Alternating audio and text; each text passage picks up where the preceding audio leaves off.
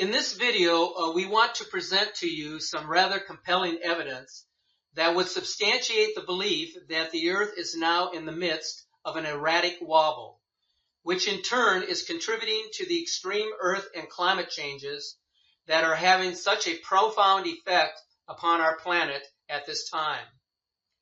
We often get numerous comments from viewers and occasionally from our subscribers that Earth and climate changes are just part of the natural process of a world that is continuously changing. And this has been true in some respects throughout our existence. But what we are now experiencing across the globe in the way of extreme weather events and also catastrophic Earth changes, they go beyond the scope of natural occurrences. They are becoming unprecedented in nature. In one of our recent videos, we presented an article from National Geographic, which indicates that scientists now believe that climate change is causing the poles to shift at an accelerated rate. But if you really take the time to analyze the data and study the facts, wouldn't it make more sense to conclude that it is actually the shifting poles that are causing the sudden change in the world's climate? You might ask, how is that so? And so we would ask to you, go back and look at the history of the world. There has in fact been a number of pole shifts throughout the existence of this planet. And just because the world is now inhabited by humans who are living in a modern technological age, well, this doesn't mean that a major pole shift is outside the realm of possibility in our lifetimes. It is, however, conceivable that we are now in the initial stage of the pole shift that Edgar Cayce envisioned, and that which Albert Einstein had acknowledged would occur. So we can speculate as to why we are witnessing these sudden changes on our planet, and what might be causing these changes, but the facts do speak for themselves as to exactly what is happening at this time. Some of you keep insisting that we show irrefutable evidence that the Earth is being turned upside down, and that a rogue planet in our solar system is responsible for the Earth shifting on its axis, which is a belief now held by the Inuit elders who have observed the skies and the sun for a generation. Then there are others of you who claim that we have been saying for the last 15 years that Planet X would be coming. Well, all we can tell you is that we have been waiting for 3,600 years for its return. A planet which is 5 times the size of Earth, that moves in a retrograde orbit. This isn't going to be the type of planet that travels at a rapid pace across our solar system. Then again, if the planet were visible to the naked eye, would you then believe? We will tell you this, that the world is beginning to see a period of great tribulation, and the arrival of Planet X may come much sooner than any of us would have imagined. Now, we are not trying to be fear-mongers or alarmists. There are already too many of them out there. We are just trying to present common sense evidence to the public. So here are some of the things we know for sure. Earth changes are increasing dramatically worldwide. In fact, since 2012, earthquake and volcanic activity has risen on a phenomenal level. Volcanoes are approaching 40 eruptions per day. That's right. Hard to believe, but true. Earthquakes in the Ring of Fire are more frequent and are occurring in unusual areas where people are not accustomed to them. So first off, let's examine the details of the unprecedented earthquakes happening in 2016.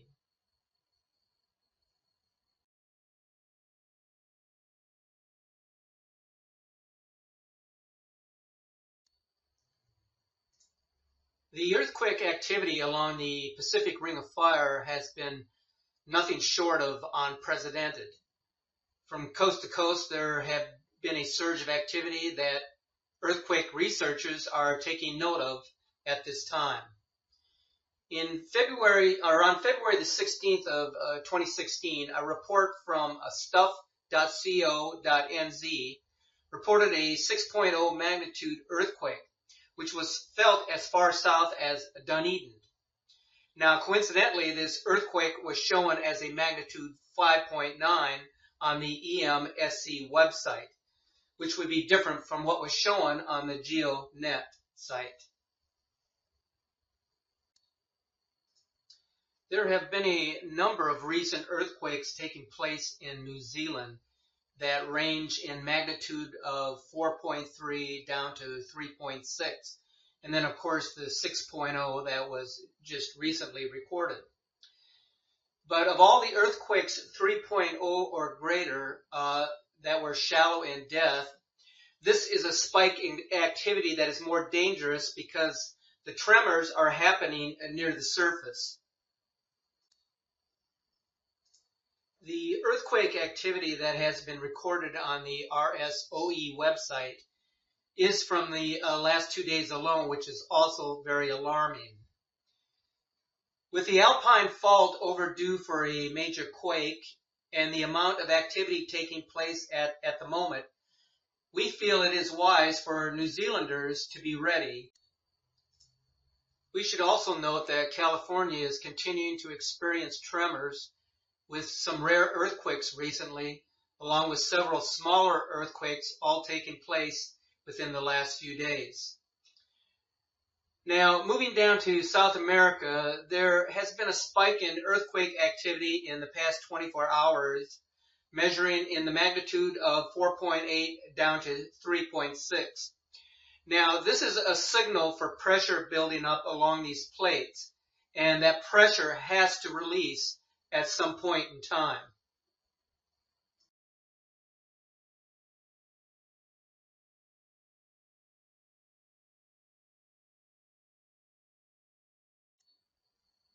If you take a look at this chart, you will see that fireball events were recorded as in the hundreds per year in the year 2005.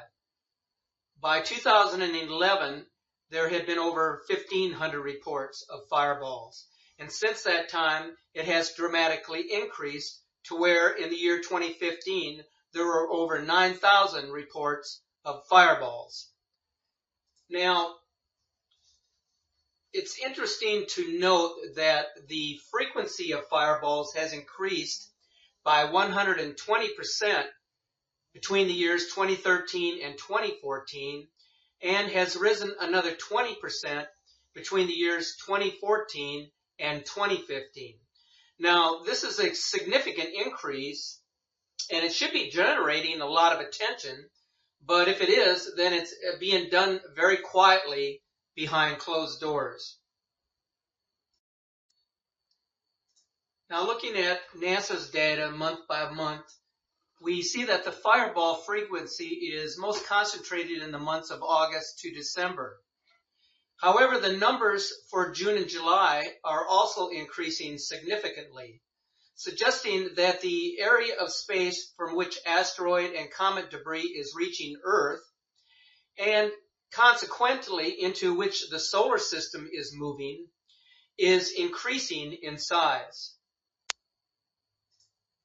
NASA has also published data for near-Earth asteroids, or NEAs, discoveries since 1995. Their data shows a consistent increase in asteroid numbers from 1998 through the year 2013, and significant increases for 2014 and 2015, which shadows the big increases in fireballs that were observed over those 2 years.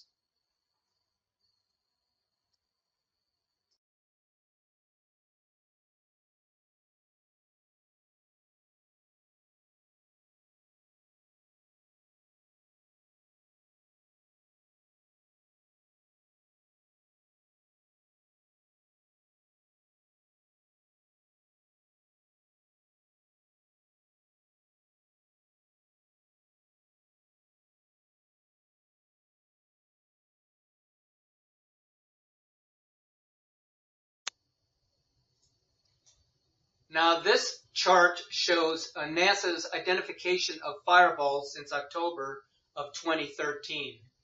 Note that the vast majority of fireballs are classified as sporadics. In other words, they are not identified with any known meteor shower. Now, they may occur during the same time period as a named meteor shower, but they travel in different directions and occur in different parts of the sky. So what's happening in our solar system? It appears that one of a couple of things is happening. The solar system is moving into an area of space where it is encountering a higher density of rocks and asteroids, along with the debris trails of some comets. Or something such as Nemesis is approaching the inner solar system and perturbing comets and asteroids from the Kuiper belt and or the Oort cloud. Now, the two scenarios are not exclusive, but the first scenario could also be triggered by the second.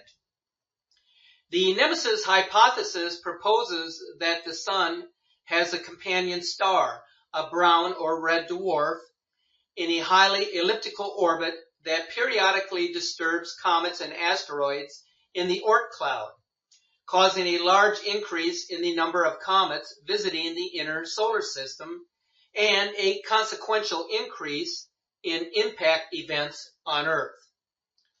Now, we're being told that the Nemesis twin sun has yet to be detected by NASA's Wide Field Infrared Survey Explorer telescope. But WISE has discovered several brown dwarfs in neighboring star systems.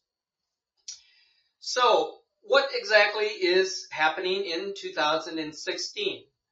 Well, as you will see by this chart, the fireballs continue to significantly increase.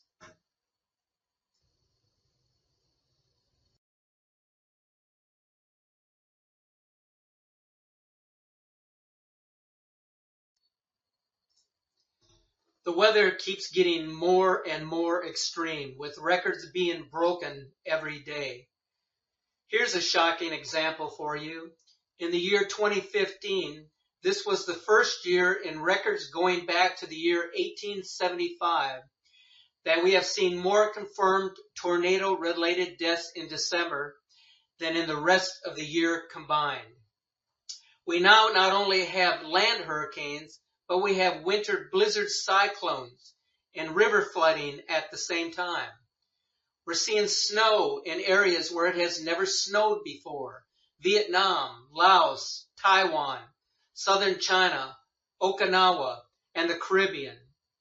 These are subtropical and tropical countries where they shouldn't have snow. Some of these places have received up to 7 or 8 inches of snow. For instance, in Vietnam, south of Hanoi, they received 7.87 inches of snow. This is the first snow ever in this area. Temperatures dropped into the mid-20s Fahrenheit in December, when normally it is supposed to be in the mid-70s. Meanwhile, in the Arctic, temperatures were 50 degrees above the average. Now, this has never happened before, where you have snow and 50 degrees below normal in the tropics, and then 50 degrees above normal in the Arctic. This is unprecedented. In December through January in England, where only a few flowering plants may be in bloom due to milder winters, there was this past winter more than 600 species in bloom, 612 to be exact. Never before in history has this happened. In addition, rains and flooding are at unprecedented levels across the globe.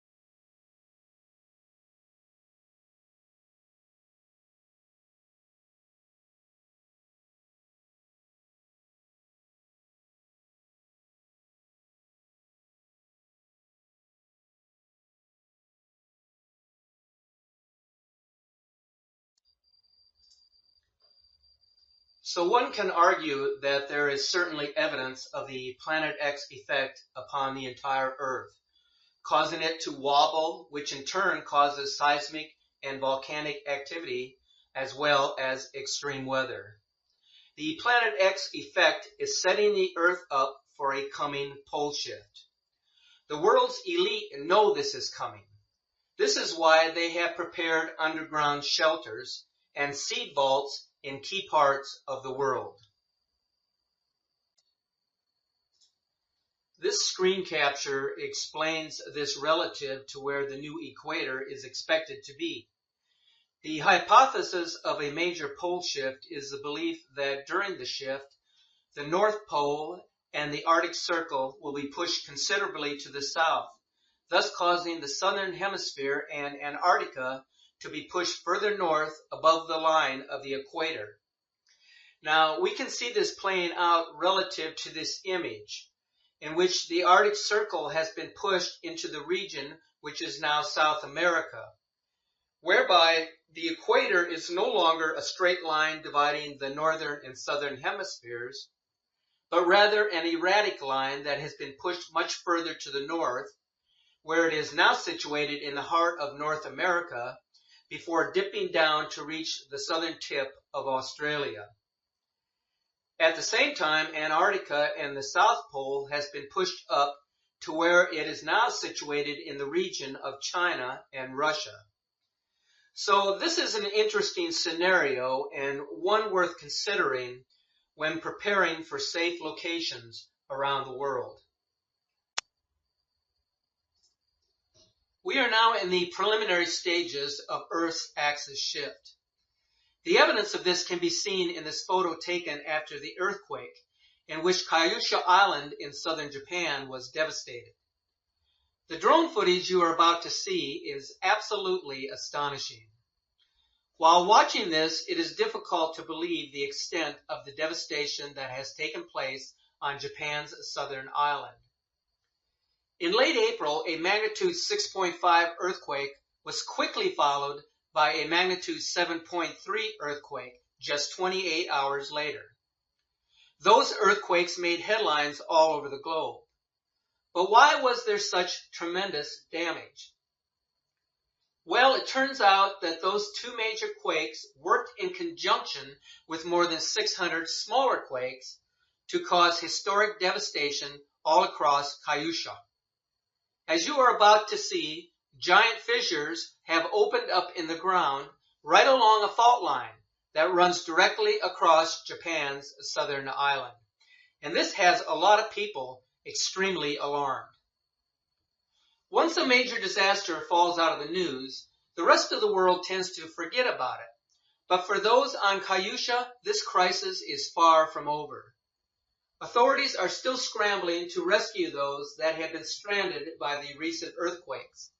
And at this point, it is a race against time. What is to happen during the coming polar shift could be best explained in a profound interview with Stuart Best, who is a documentary video producer, author, and publisher. As you listen to this 13-minute interview, you will be overwhelmed by his expertise regarding the coming pole shift, accompanied by a series of megaquakes and the days of darkness brought on by the arrival of Planet X. We have the North Pole and the South Pole. Mm-hmm. And we've always known it that way. North Pole's north, South Pole south. And so it is. But it may not have been that way forever, and there is significant scientific evidence, perhaps even conclusive, that there have been prior polar shifts. In other words, where north goes south and south goes north, right? That's right. Now, absolutely. Now, how many times in our Earth's history do we think this has occurred? Well, it depends on the experts you look at, but from what we can gather, probably 7 to 8 times.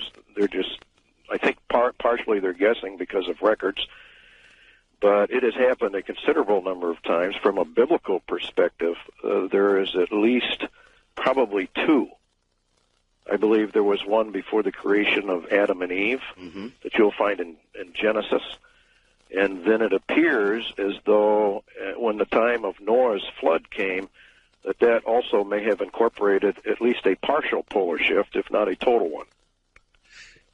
And then a very interesting event occurred in the days of Peleg, which occurred maybe 250 to 300 years after the flood, in which it says the earth was divided, and that would have been a gigantic earthquake, which, according to the ancient records, set up the nations as we know them today. The continents? Did it actually change continental formations? I mean, all right, well, let's get down to it. What do we think occurs? Oh, God, so many questions. First of all, how quick would a polar reversal occur? Well, the actual polar reversal, from what we can gain from the scriptures and from other documents, ancient documents, it occurs very rapidly, usually within a one-day period. So it occurs, when it finally goes, it goes extremely rapidly. A one-day period? Yes. And in one day, the North Pole goes to roughly the South Pole or some new location, and South goes to North? Yes.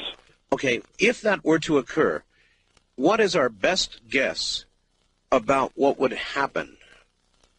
Total destruction, basically. It would depend on where you were on the Earth's surface at the time the shift occurred, the direction of the shift. Let's say I'm in Nevada. I would think from the prophecies you'd be in a lot of trouble. Well, what do you mean? I think everybody in the United States of America is going to be in a lot of trouble. Because the shift... Define trouble. Destruction. You mean dead? Death, yes. Well, what would kill us?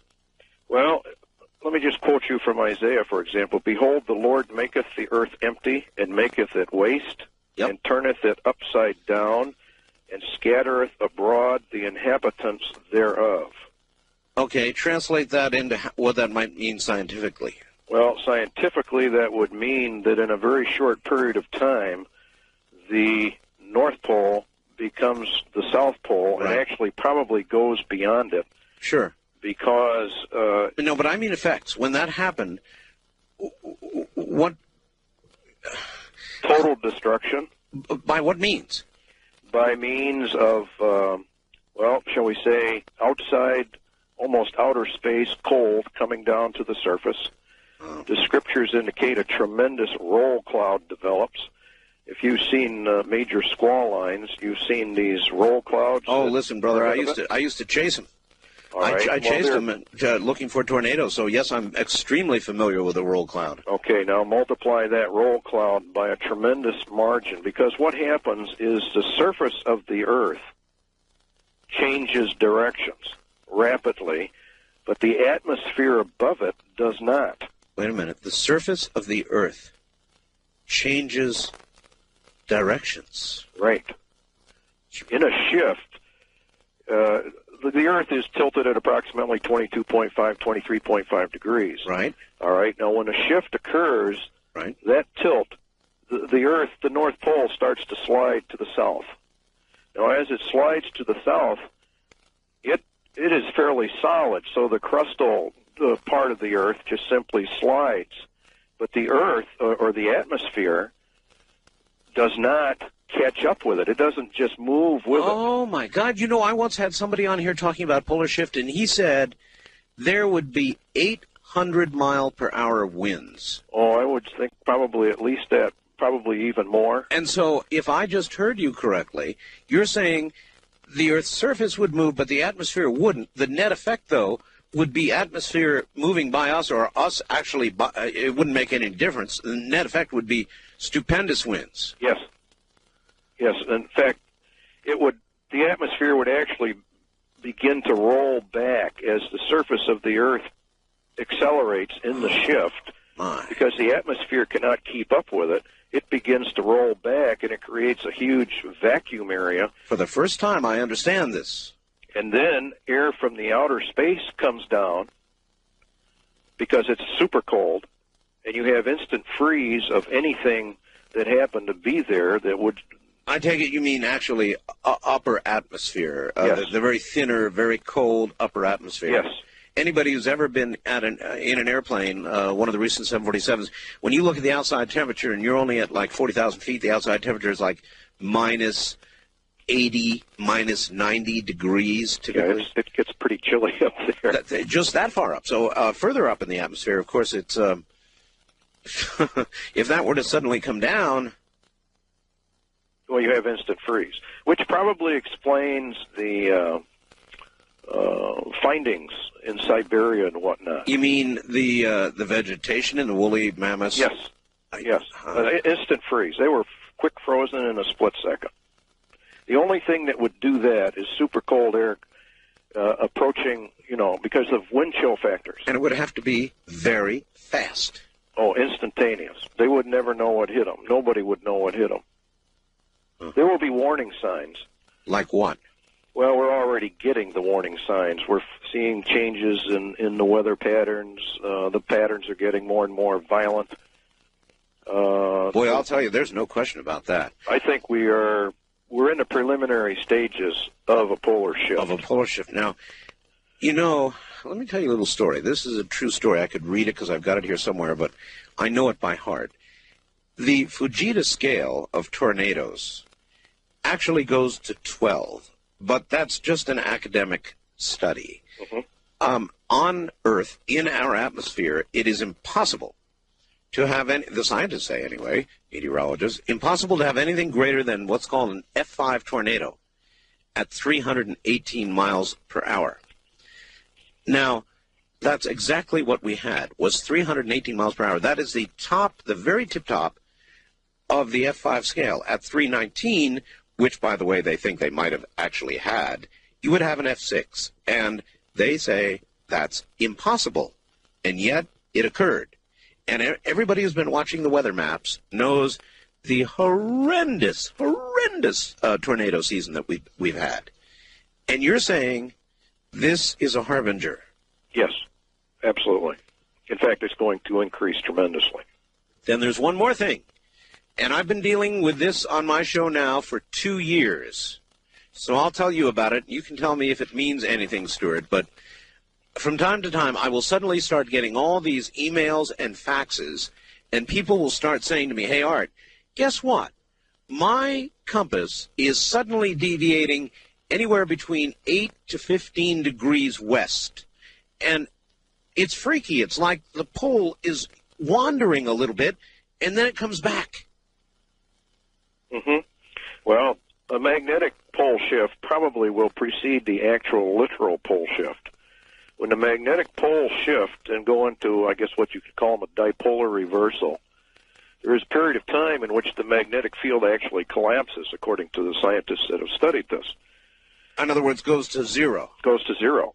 During that time, of course, you have all the lethal rays from the sun, et cetera, your orbital mass ejections and all that.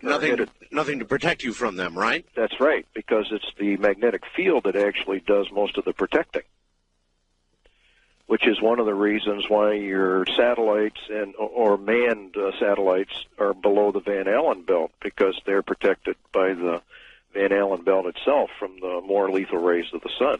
So if suddenly it went to zero, in essence, we would be immediately, particularly if it's a bad solar cycle time, which, by the way, we happen to be coming up on. Yes. A solar maximum, they say, perhaps within the next year.